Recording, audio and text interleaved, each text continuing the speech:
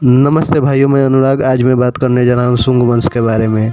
इस वंश की स्थापना 194 ईसा पूर्व मौर्य वंश के सेनापति पुष्यमित्र शुंग ने अंतिम मौर्य शासक बृहद्रथ की हत्या करके की। पाटलिपुत्र शुंग वंश की राजधानी थी। पुराणों में मत्स्य पुराण, वायु पुराण तथा ब्रह्मांड पुराण में विशेष रूप से इसके बारे में उल्लेखित है।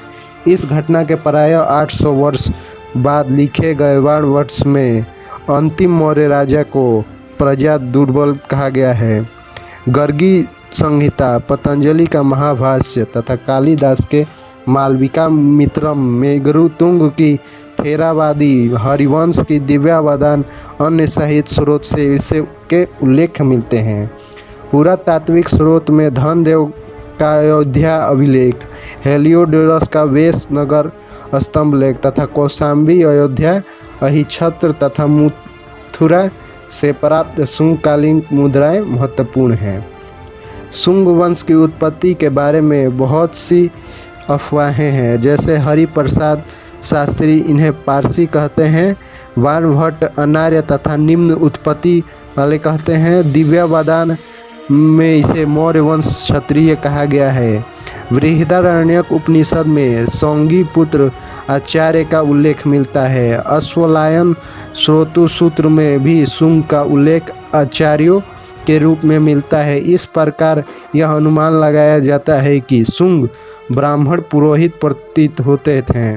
पाणिनि ने भरद्वाज गोत्रीय क्षत्रिय ब्राह्मण, कालिदास के मालवी मित्रम में काश्यप गोत्रीय वैम्बिक कुल के ब्राह्मण बताया गया है।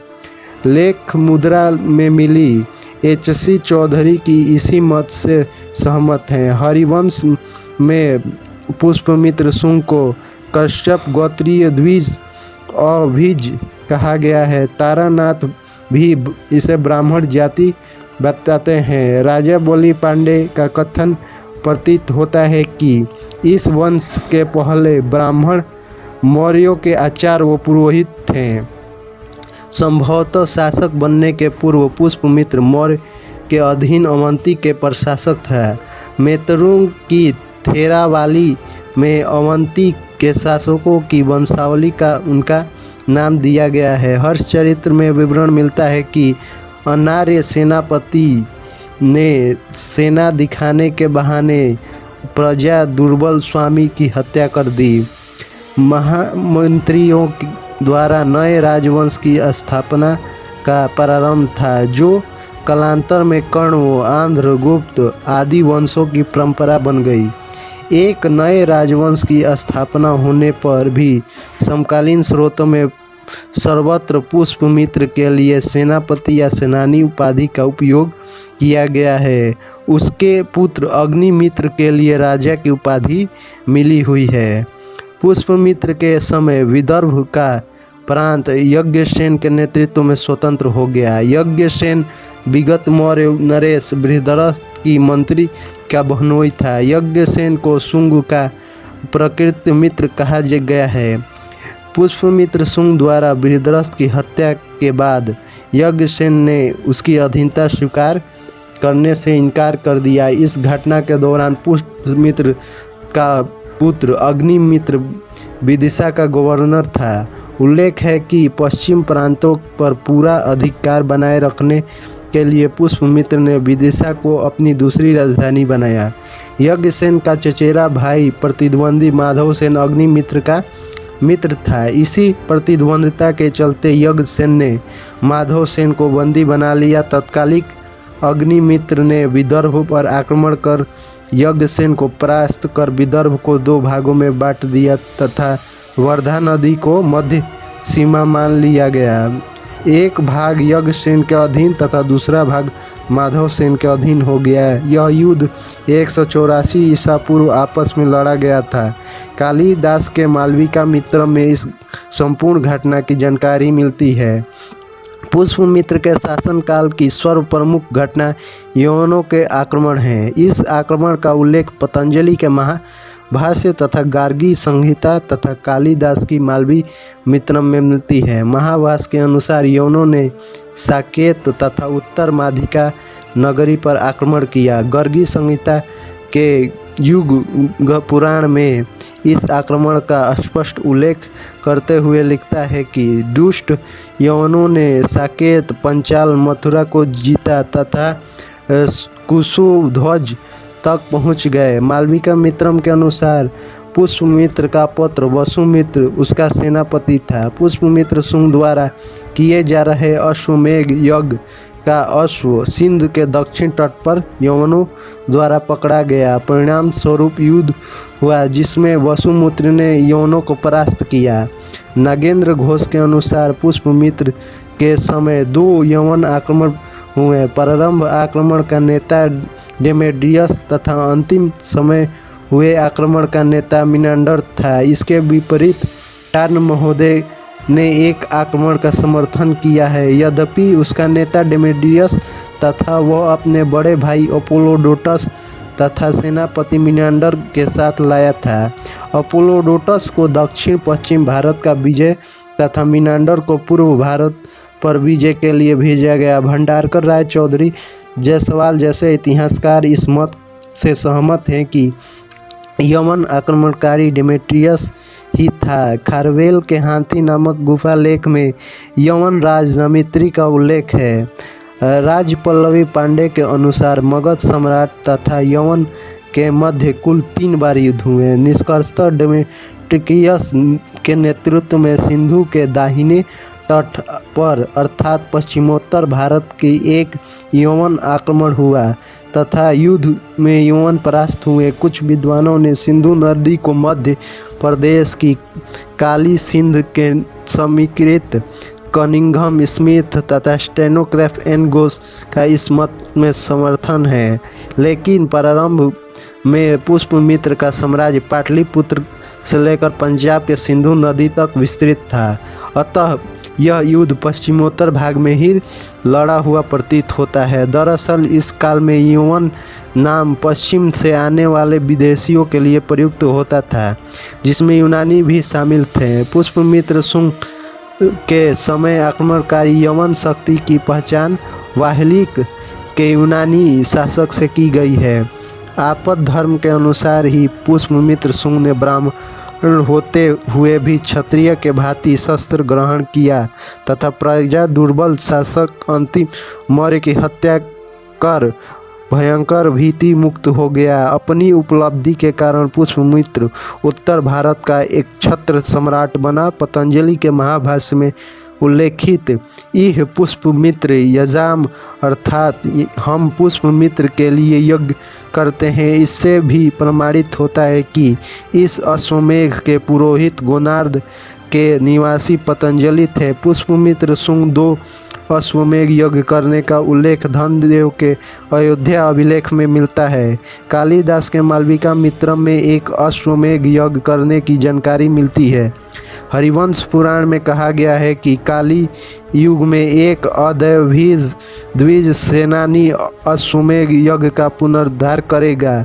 पुष्पमित्र अग्निमित्र को आदेश देता है कि विदित हो, राजसू योग की दीक्षा के लिए मेरे द्वारा सैकड़ों पुत्रों से प्रवृत्ति वसुमित्र की संरक्षता में 1 वर्ष के भीतर लौट आने के नियम के अनुसार घोड़ा मुक्त कर दिया गया। वह सिंधु के दाहिने तट पर विचरता हुआ अश्वरोही सेना युक्त यवन द्वारा पकड़ा गया। इसके पश्चात दोनों सेनाओं में घोर युद्ध हुआ। धनुर्धर वसुमित्र द्वारा शत्रुओं को पराजित कर बलपूर्वक छुड़वाने पर मेरा विराज लाया है। जिस प्रकार पत्र अंशुमान द्वारा लाए गए घोड़े से सनगर ने यज्ञ किया था, उसी प्रकार मैं भी यज्ञ करूंगा। संभवतः पुष्पमित्र द्वारा अश्वमेध यज्ञ का आयोजन अपनी प्रारंभिक अवस्था में किया गया तथा दूसरा यवनों को परास्त करने के उपलक्ष्य में किया गया। ऐसी किसी राजकीय वैदिक अनुसंधान का उदाहरण नंद मौर्य में नहीं मिलता है, अतः राजशक्ति के प्रकाशन के क्षेत्र में यह एक नवीन परिवर्तन था। पुष्पमित्र ने वैदिक धर्म की भी प्रतिष्ठा की, अतः उसका काल वैदिक प्रक्रिया या वैदिक पुनर्जागरण का काल माना जाता है। पतंजलि पुष्पमित्र शुंग का पुरोहित थे। उन्होंने पाणिनि की अष्टाध्यायी नामक पुरातन व्याकरण का ग्रंथ पर महाभाष्य नाटक टीका लिखा। भारतवर्ष की सर्वप्राचीन सर्वप्रसिद्ध स्मृति मनुस्मृति का काल क्रम 200 ईसा पूर्व से 200 ईस्वी अर्थात मौर्योत्तर काल माना जाता है। जायसवाल के अनुसार भृगुवंशी ऋषि मुनि पुष्पमित्र शुंग के समकालीन थे। मनुस्मृति में जिस व्यवस्था का प्रतिपादन किया गया है वह ब्राह्मण धर्म के पुनरुत्थान मूलक है। इसमें शुंगकालीन समाज की झांकी मिलती है। पैट्रियोटिक ऑलिवेज द्वारा मनुस्मृति के विश्लेषण के आधार पर यह निष्कर्ष निकाला गया है कि संपूर्ण ग्रंथ दूसरी तीसरी शताब्दी में एक ही रचनाकार द्वारा संकलित किया गया, क्योंकि इस ग्रंथ की संरचना बिल्कुल अद्वितीय थी। इस ग्रंथ का उद्देश्य ब्राह्मण, शूद्र तथा म्लेच्छ के रूप चिन्हित प्रतिद्वंदियों के ब्राह्मण के बीच महत्ता को स्थापित करना था। साथ ही साथ पहले से चले आ रही राजसत्ता तथा ब्राह्मणों के बीच संबंध का पुनर्स्थापना करना था।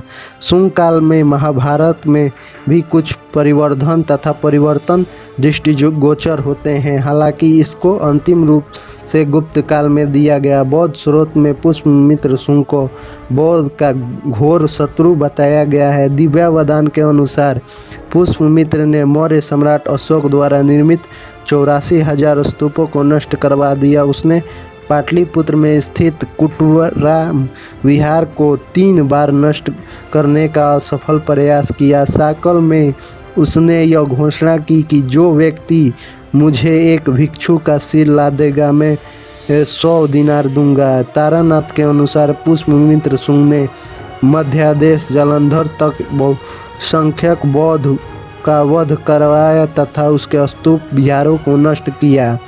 क्षेमेंद्रेंद्र कृत वदान कल्पात में भी पुष्पमित्र का चित्रण धर्म संहारक के रूप में किया गया है। इतिहासकार जी.आर. शर्मा के अनुसार कौशाम्बी के घोषिताराम विहार को भी पुष्पमित्र शुंग ने नष्ट किया। यहाँ यह तथ्य उल्लेखनीय है कि पुष्पमित्र शुंग को बौद्ध द्रोही घोषित करने वाले सभी साक्ष्य बौद्ध हैं।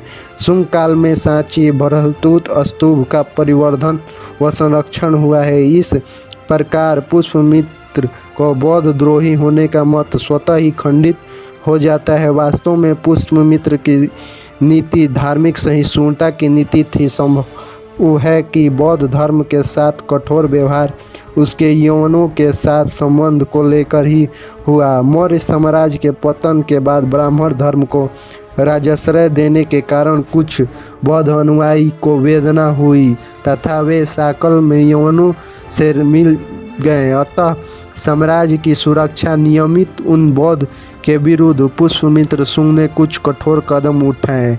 दिव्यावदान से विदित होता है कि पुष्पमित्र ने बौद्ध मंत्रियों की नियुक्ति की थी। मालविका मित्रम से ज्ञात होता है कि पुष्पमित्र शुंग ने समय में उसने अपने पुत्रों की सभा भगवती कौशिकी नामक स्त्री थी जो संभवतः बौद्ध मतवालंबी थी। हाथी गुफा अभिलेख के अनुसार कलिंग राजा खारवेल ने मगध पर आक्रमण कर बृहस्पतिमित्र को परास्त किया, लेकिन यह मत उचित नहीं है क्योंकि खारवेल तथा पुष्पमित्र का कार्यकाल समान नहीं है। पुष्पमित्र का साम्राज्य उत्तर में हिमालय से लेकर दक्षिण में बरार तक, पश्चिम में पंजाब से लेकर पूर्व में मगध तक विकसित था। पाटलिपुत्र की साम्राज्य की राजधानी थी। मनुस्मृति ने राज्य दैवीय उत्पत्ति के सिद्धांत का समर्थन किया गया है जो पुष्पमित्र के ब्राह्मण साम्राज्य के संरक्षण के नियमित प्रतिपादित किया गया है। पुष्पमित्र का विशाल साम्राज्य अनेक राज्यों के संघ के समान था। राजकुल से संबंधित व्यक्तियों को राज्यपाल तथा सेनापति नियुक्त किया जाता था। राजा की सहायता के लिए एक मंत्री होती थी। मालविका मित्र में अमात्य परिषद तथा पतंजलि के महाभाष्य सभा का उल्लेख मनुस्मृति के अनुसार राजा को 7 या 8 मंत्रियों की नियुक्ति करनी चाहिए। शुंगकालीन न्याय व्यवस्था तथा स्थानीय शासन की जानकारी मनुस्मृति से मिलती है। पुराणों के वर्णन के अनुसार पुष्यमित्र का शासनकाल 36 वर्ष तक 184 ईसा पूर्व से 148 ईसा पूर्व तक माना गया है। विभिन्न पुराणों में शुंग वंशी कुल 10 राजाओं ने शासन किया। उनका शासनकाल 112 वर्ष तक माना जाता है। पुष्यमित्र के बाद उसका पुत्र अग्निमित्र उत्तराधिकारी हुआ। कालिदास के नाटक मालविका मित्रम का नायक यही है। वह पूर्व में विदिशा का गवर्नर, उत्तरी पंचाल के कुछ के सिक्के मिले हैं। तत्पश्चात सुज्येष्ठ वसुमित्र शासक बना। पुष्यमित्र के समय वसुमित्र साम्राज्य की उत्तर पश्चिम सीमांत का प्रांतपति था तथा उसने यवनों को आक्रमणों को असफल किया। शासक बनने के बाद वह अत्यंत विलासप्रिय हो गया। एक बार नृत्य का आनंद लेते समय मुजदेव नामक व्यक्ति ने उसकी हत्या कर दी। हर्षचरित्र से इस प्रकार की जानकारी मिलती है। इसके बाद आंध्रक, पुंदिक, घोष, वज्रमित्र, भागदद्र हुए। आंध्रक का उल्लेख कौशाम्बी से प्राप्त एक उत्कीर्ण लेख में मिलता है। शुंग वंश के 9 शासक भागभद्र के शासनकाल में 14वें वर्ष तक्षशिला के यवन शासक एंडियालिक्ड का राजदूत हेलियोडोरस विदिशा आया, जो वैष्णव धर्म का अनुयायी था तथा वेशनगर में गरुड़ स्तंभ की स्थापना की। शुंग वंश का 10वां तथा अंतिम शासक देवभूति था। यह अत्यंत विलासित प्रवृत्ति का था। उसके अमात्य वासुदेव ने उसकी हत्या कर शुंग राजवंश को समाप्त कर दिया।